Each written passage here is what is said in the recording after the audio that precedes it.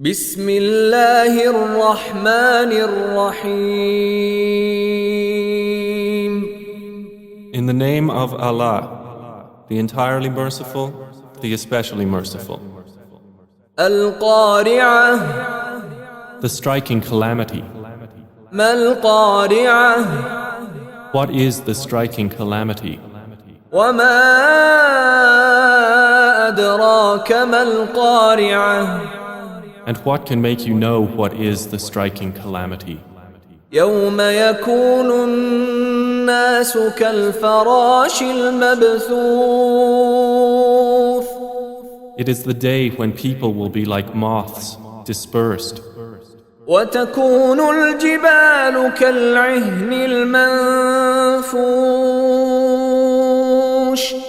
And the mountains will be like wool fluffed up. فأما من ثقلت موازينه. Then as for one whose scales are heavy with good deeds, فهو في عيشة راضية. he will be in a pleasant life. وأما من خفت موازينه.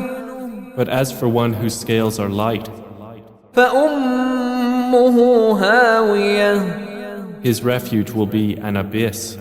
وما أدراك ما هي. And what can make you know what that is? نار حامية. It is a fire, intensely hot.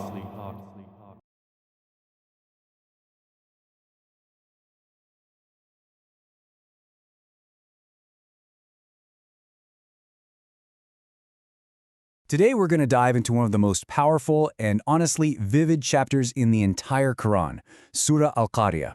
It's short, just 11 verses, but man, it paints an unforgettable picture of the end of days, of cosmic chaos, and a very personal reckoning. So let's unpack its message.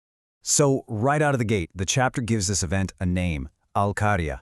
Now, this isn't just some random title. The Arabic word itself means a great calamity, a striking event that literally hammers on your door and terrifies your heart with its shocking noise.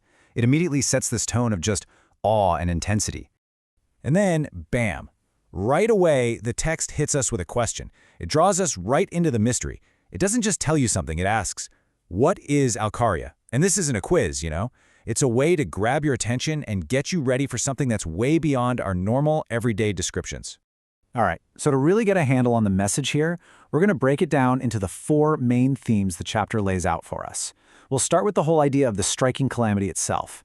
Then we'll look at this picture of a world turned completely upside down. After that comes the personal accounting, the great weighing, and we'll finish with the final consequence, the blazing fire. Okay, so let's jump into that first theme. The chapter opens with this profound question, what is the striking calamity? But it doesn't answer right away. Instead, it builds this incredible sense of suspense, and it uses repetition to really hammer home just how huge and frankly incomprehensible this event really is. And check this out. See how the question gets even deeper here? First, it's what is it? And then immediately it's, and what will explain to you what it is? This little shift is huge. It's basically saying the reality of Al Qari'ah is so immense, so far beyond anything we've ever experienced, that a simple definition just won't cut it. And that leads us perfectly into our next section. Because, like I said, the text doesn't give us a definition. No, it answers with a description. It paints this incredibly powerful picture of a world in total chaos, where the very laws of nature seem to just come undone. The very first image we get is of us, of humanity. And the description? Like moths scattered about.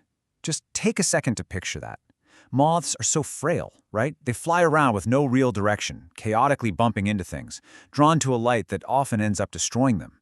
It's such a brilliant way to describe a state of absolute confusion, helplessness, and widespread panic.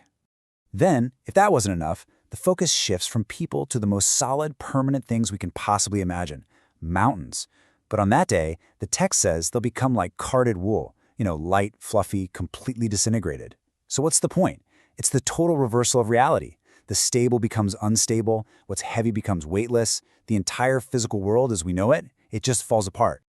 Okay, so after painting this absolutely epic scene of cosmic destruction, the whole narrative just zooms in, you know? It goes from this huge, universal event to something incredibly personal, from the fate of the entire cosmos to the fate of every single individual soul. This is the moment of judgment. And here, everything, literally everything, comes down to a scale of balance. It's called the mawazena.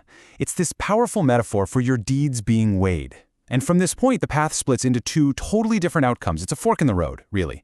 If your balance of good deeds is heavy, the result is a life of good pleasure and satisfaction. But if that balance is light, the destination is described with this ominous phrase, a bottomless pit or hawiyah in the original Arabic.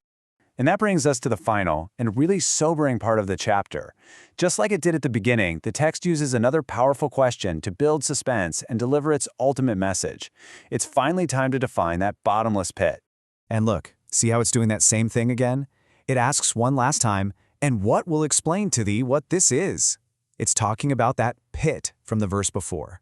The question just hangs there in the air, you know? It creates this moment of intense anticipation, right before the final, stark reveal. And the answer is delivered with just this devastating simplicity and power. Nar Allahum Hamia, a fire blazing fiercely. The entire story, all the way from the cosmic clamor to the weighing of individual souls, it all leads to this one single, unforgettable image. It's a conclusion that's not just meant to inform you, but to leave a really profound and lasting impact.